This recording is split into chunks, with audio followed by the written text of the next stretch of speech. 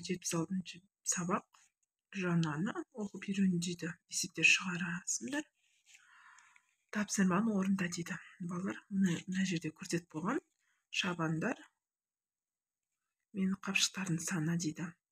Қарағанда жолақшының нешеуі артық, жолақшыққа қараған шабанданың нешеуі кем дейді. Есеп құрастыр дейді балалар.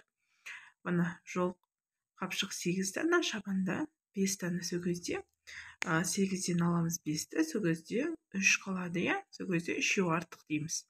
Мына жер 5, мына жер 3, мына жер 8 болады.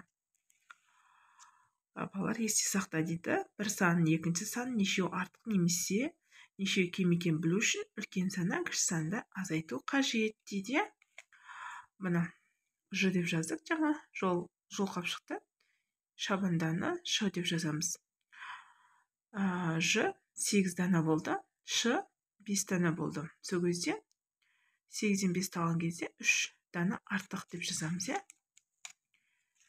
Келесі сабақ.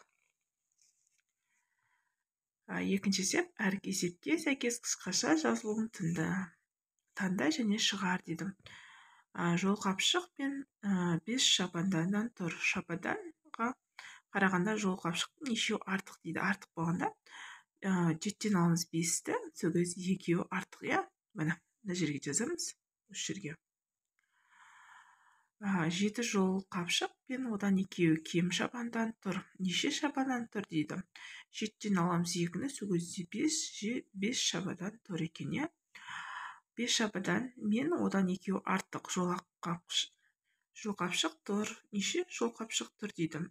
Ол кезде қосамыз, 5-ке қосамыз 2-ні, сол 7 шығады, иә?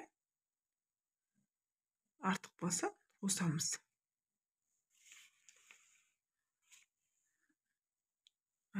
Келесі сабақ, үшінші сабақ, әр отбасы жүгінің жалпы массасын есепте салыстыр дейді. Балалар, қараңыздар, 3-ке 2-ні қосамыз 5, 5-ке 5 қоссаң 10, 10-ға 10 қоссаң 20, 20-ға 10 қоссаң 30. Мына жерде 30 шықты. Енді астынан көреміз. 5 қосу 5, 10, 10-ға қосамыз 20, 30, 30-ға қосамыз 20-ны, 50, 50-ге қосамыз 10-ды, қанша? 60.